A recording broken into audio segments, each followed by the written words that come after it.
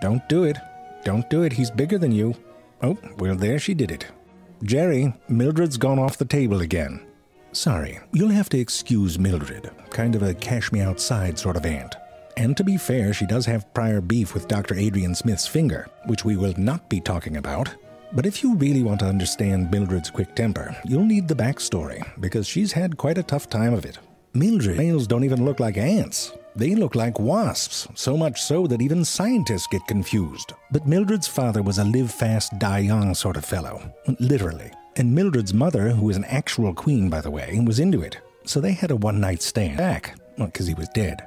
Jerry, do we have any footage of him when he's not drunk? This is embarrassing. The point is, Mildred's mother had to go dig a hole somewhere and raise the children all by herself. I know what you're thinking. How could it be a one-night stand if Mildred's sister is so... Well, that's because Mildred's mother, who is a queen, has something called a spermatheca. A spermatheca is... Alright, imagine you're on the Wheel of Fortune, and the answer is scumbag, but someone still has to guess an S. Jenny, I didn't say for later use. Like the mirror image of a testicle.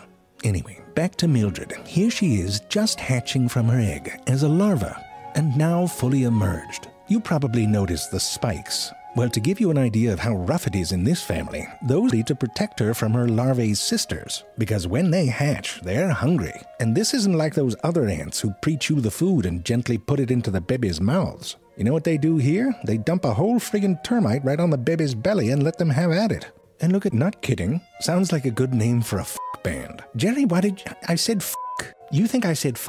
Tell me, what is a f*** band, Jerry? The bleep button is a privilege. Amateur.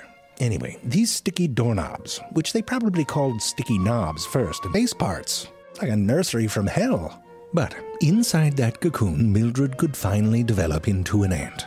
Now, being the daughter of a queen, you'd expect Mildred to be a princess, but you know what they call her? A worker. That's some Cinderella shit right there. Born into this job, not like other ants where there's soldiers and workers and everyone's a different size and can't share clothing. There is a hierarchy, and workers do have different roles, but it's determined by duking it out. Now, it's not like a barroom brawl sort of duking it out, more in 30 to 40 times a second. Here it is in slow motion, and this behavior is apparently satisfactory in determining who is more dominant. The winners get to stay in the nest, and the losers have to put their ass on the line and go out snappy mandibles, and we'll get to that in a second. But that's not her only weapon. She is also equipped with a very pointy butt. 2 stylets inside of her stinger move back and forth to deliver venom into the body of her prey. Sure, it might seem like spread theirs wide apart and then snap them shut like a trap. This motion is incredibly fast. The mandibles accelerated up to 1.2 million meters per second squared, which is about 10 times faster than a fastball being hit by movements of any known animal. I told you Mildred was a badass. And you know how she does it? A good clenching. Here's what one of her mandibles looks like up close. Kind of like a recalled sex toy. Jerry, show them what you made. It's a bit easier to understand. Speaking, there's 3 main components to Mildred's trap jaw.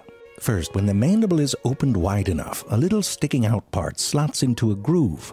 Next, the mandible closing muscles tighten. Because the mandible is held in place, this builds up potential and muscle, but also by deforming the skull of the ant. Finally, given the appropriate signal, another muscle releases the mandible from the catch, and then they pop right up like a midnight erection. One of the signals that determines when to pull the trigger comes from these automatic reflex, but these little hairs seem to act as range finders, putting the prey at just the right distance.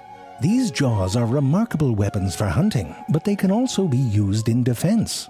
The mass of the mandible is small, about salt, but the acceleration is quite large. And that means when it meets resistance, it generates a force large enough to create a bit of recoil. Here's a better view, with another one of Dr. Adrian Smith's fingers that doesn't have the best reputation. This ability is scary shit out there.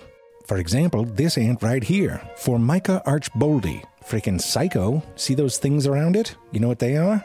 Skulls of trapjaw ants that it keeps in its nest. Who knows what it does with them? And this ant doesn't have a trapjaw, it fires acid out of its butt. And trust me, if you have butt acid coming at you, you'd better have an escape plan.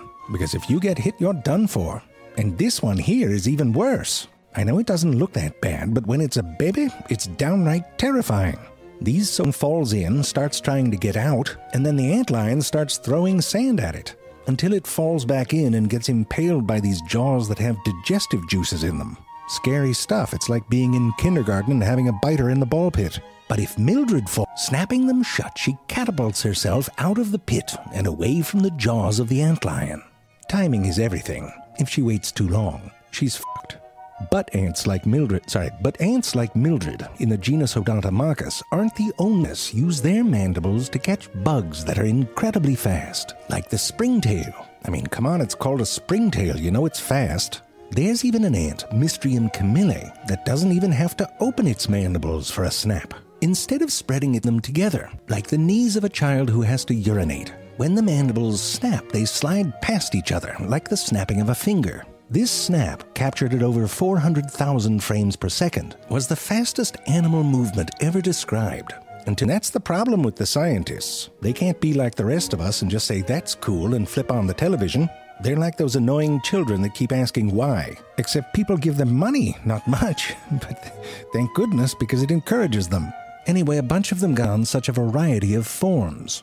In the genus Stramagenus, there are species with trap jaws and species without them. In ants that don't have a trap jaw, the part in between the mandibles, the labrum, moves out of the way when the jaws close. They put creates the basis for a latch and spring system, and from there it was off to the races. The varied forms of the Stramagenus trapjaw seem to be the result of gradual evolutionary changes that occurred after that initial function was in place. Cool little movie, isn't it? Oh, they're doing it again, but with the heads on them. It's like a cartoon to terrify the children. Play this in a sex ed class without telling anyone what it is. And then say, always use a condom. Next story is, well, what Dr. Adrian Smith does with his fingers is none of our business.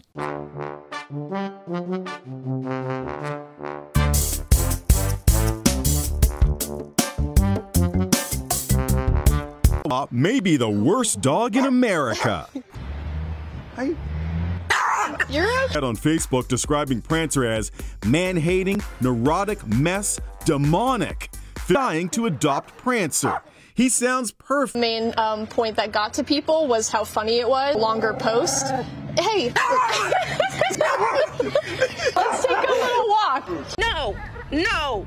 And his play would get aggressive. No, no. When he jumps on me, he scratches me. Whisk. He usually jumps on us, bites us. Hey, Whisk. And Family, he's losing out on that. The family that.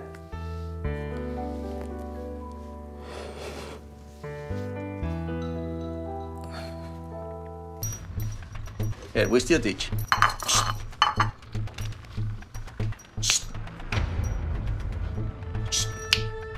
There you go. So that's the last memory. Okay? That was Feeling so empowered by today's meeting and hopeful. We have to change the perception of how you love him. You know what I mean? Because he's a baby. Which is difficult, challenging for her, because for her it was this fairy tale. It's becoming green. That isn't as good looking as it is when it's white. So now I'm second guessing the whole fact that I want to do the whole bottom green. And I say green because the sand's just gonna turn green. So I don't know. Still trying to think. One over here. Hey, buddy. What are you doing over here? They're looking for food, and look at this. Dried out, dried out. It's hot, it's the morning, and it's time to do mud pits, water bowls, food, everything today. I've been cleaning the turtle enclosures. Mix.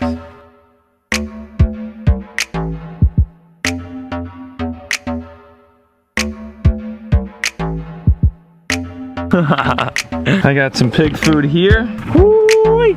That is hot dirt. In the tank, I just filled up, which we still need to clean the glass and clean the substrate, but I just filled up the flower horn tank, filled up the cichlid tank, filled up this tank. But yep, Chris is doing his thing over here. And then this will be fully clean, as you know. It's like, golly, they just smell so bad. How do you have a ferret? Listen, this is my guest room, and he really doesn't smell. If anything, he smells more than the enclosure, like the poop and pee and stuff like that. My mom's, on the other hand, stinks. So this filled up, fed butt. Listen, what I've made this entire video for, I got some plans. And these are big plans. Here's what I wanna do. Now, you give me your opinion on this. And let me know what you think. No one's gonna come and look at the house to buy it and be like, I don't want that giant thing on the patio. So this is where the old pool pond was. And I don't ever stop. I have something in my brain that just tells me I need to do something here. I was gonna initially do like a little L-shaped couch with a bench. Maybe this time for turtles. Let me explain. My computer's purple, I don't know why, but go to YouTube. Turtle, tongue, enter. Now I don't know why my computer's pink, but I won't be here for long. I just wanna show you something. To give you an example now, there's a bunch of different videos, but like some, but yet see this, how it's sunny? They can get some sun. Maybe just plants, you know, some more plants, lots of plants. So what do you think? You like my artwork? I think this could be a very cool project. Couple parts to it, Hector comes back, we start pouring concrete.